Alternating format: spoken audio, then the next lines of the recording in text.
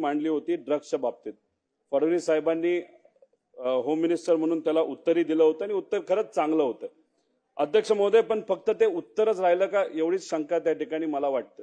अध्यक्ष महोदय, कुरिअरचा वापर केला जातो या संदर्भात ऑफिसचे सॅनिटायझेशन ते करणार, सेन्सिटायझेशन ते करणार असं त्यांनी सांगितलं होतं। अध्यक्ष महोदय, त्या बाबतीत आपण धोरण म्हणून काय केलं असा प्रश्न होम मिनिस्टर साहेबांना या ठिकाणी मी उपस्थित करतो। अध्यक्ष महोदय, जिल्हा अधिकारी यांच्या under anti drug coordination committee तयार केली जाईल, ती केली गेली आहे का?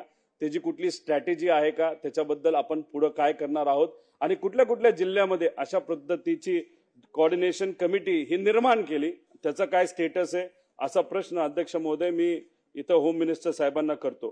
त्याच्याबरोबर दहशतवादी पथकाला नोडल एजन्सी हे केलं जाईल, तर अशी एजन्सी केली गेली आहे का? त्याचा कुठला अहवाल आलाय का? उद्या गरीब असू नये तर श्रीमंत असू, कुणी चूक केली तर त्याला त्या ठिकाणी कारवाई झालीच पाहिजे। यासाठी आपण ट्रान्सपरंट सिस्टम काय करणार आहोत असं या ठिकाणी मी अध्यक्ष महोदय होम मिनिस्टर साहेबांना प्रश्न करतो।